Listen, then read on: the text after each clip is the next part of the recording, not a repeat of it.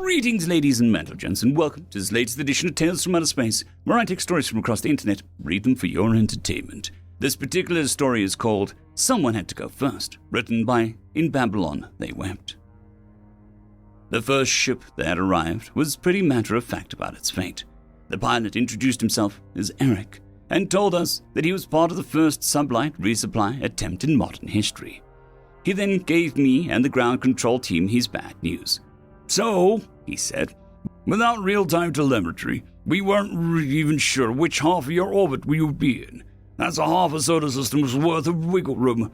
Decelerating enough to survive contact with your low orbit would take me 2 weeks, which, it looks like we don't have. That means that in order to get the second ship in before you lose orbital control to the crash, I'm going to have to make a sacrificial flyby. 10 to the -4 torque is good enough for a lot of things, but at 0.7 C, it's going to be like sandblasting a soup cracker. Good news is that all the expensive toys are in the next ship, so this really ain't costing you more than the ship and a pilot. You knew, I said. If they put that expensive toys in the second ship, they knew that the first was likely a sacrifice. No one smart enough to handle orbital physics would miss that. I did, he said. But someone had to go first. That was, of course, a lie. No one had to go first. No one else had, at least. When our connection to the FTL network was lost, we understood that as the end of our reinforcements. Doing resupply via sublight was just too risky. It was a testament to Earth that it had accepted its risk and continued anyway. Is there anything we can do for you? I asked. This man had come here to die for us. I wasn't sure how much I could give, but what I had was his.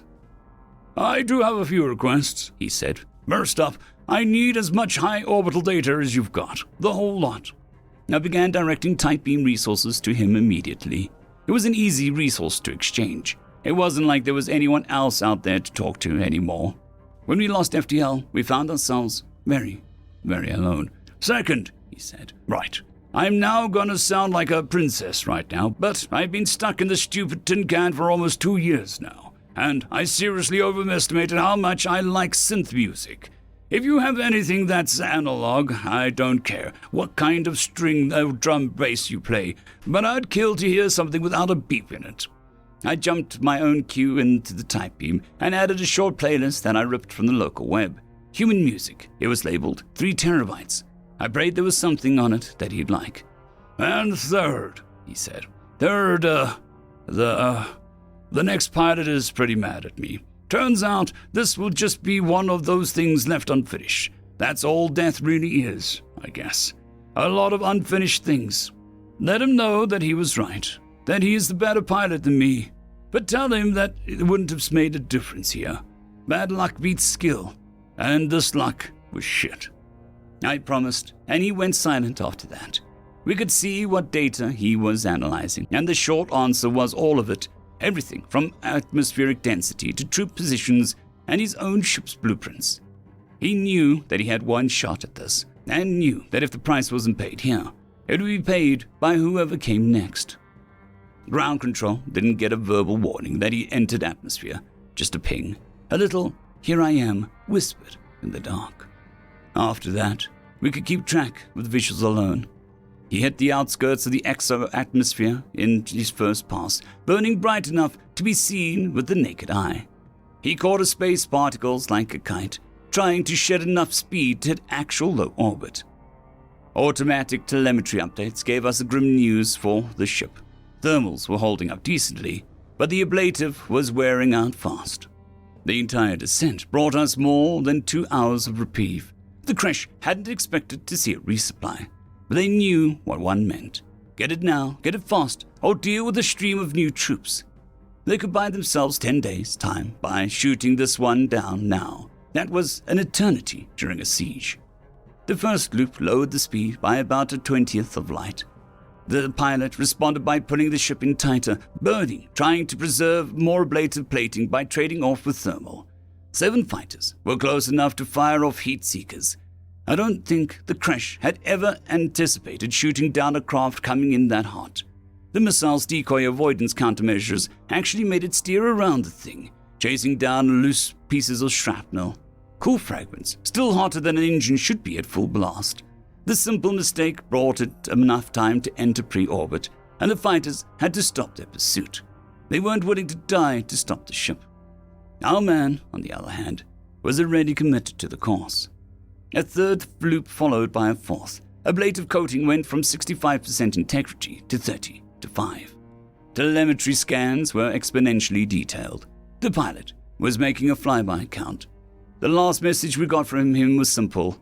"Are you EMP shielded?" he asked, not even bothering to encrypt the text stream. He didn't have time to process more than that. "Yes," we replied. We knew what he was thinking, but it was still a shock to see it. The fusion torch flared hot, burning through the nozzle and feeding directly into the deuterium supply. The reaction went supercritical, and the resulting neutron pulse set off everything in the ship with an Z count higher than iron. 3 continuous seconds of EM interference screamed through the comms as the Hulk burned through orbit.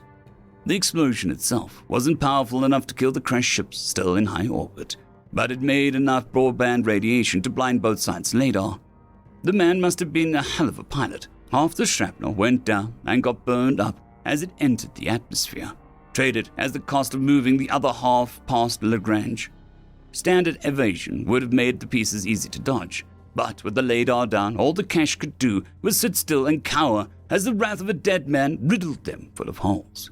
Our best ace had managed to shoot down 7 ships before this, before getting shot down himself. The wreckage of the freighter took down 6. The second ship came in stealth. 1 second, we were holding attrition in high orbit. The next, something the size of a small station came ripping through the atmosphere. It did the same trick as the former, swapping between ablative and thermal loads, coming down at a speed that the crash fighters didn't even try to match. Armies could be built in years, but skills like these took decades. Telemetry connection was established almost as an afterthought. The way the ship casually ate through the ablative armoring made my eyes water, but the pilot himself seemed pretty nonplussed.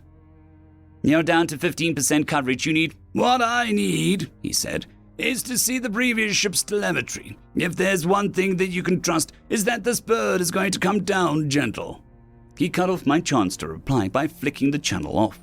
We watched and we wrung our hands, but sure enough he came in 6 minutes later with 4% of ablative left. I met him at the landing pad. Under normal circumstances, we'd have needed 24 hours for the craft to cool enough to even approach, but we'd had cryo ready just in case. 3 tankers of nitrogen, and the loading area at least was cool enough to touch. Safety would have to take a backseat to speed here. We needed the supplies fast. But those both would take backseat to the promised conversation with the second pilot. He was out of the craft as soon as the air was cool enough to avoid scalding his lungs, picking through the workers to try and find who had the telemetry data.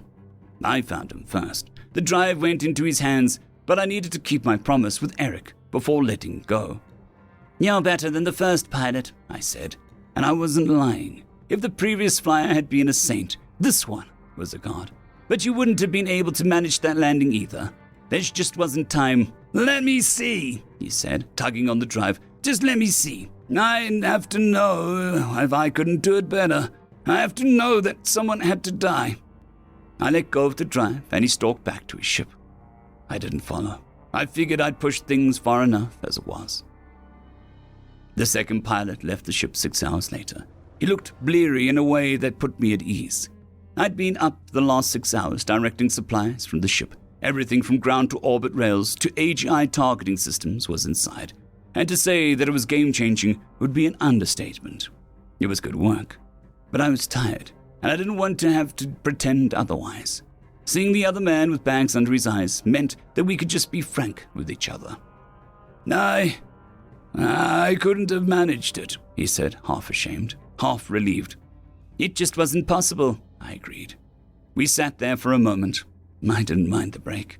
This was time well spent. Did it hurt?" he asked finally. "Ablative failed before heating," I said, which was a technical way of saying no. "He overloaded the reactor before the ship actually broke up and did some kind of slingshot maneuver, hit the main body of the crash fleet with half the space station's worth of shrapnel." "Good," he said. I knew the signs, the tremor in his shriek, the way his jaw clenched. It wasn't professional, but I hugged him anyway. Let him have the dignity of choosing to weep instead of having it wrenched out of him. It was a gift that we'd all been given at one point in this war. At least for now, there was hope that it could be over soon. End of story.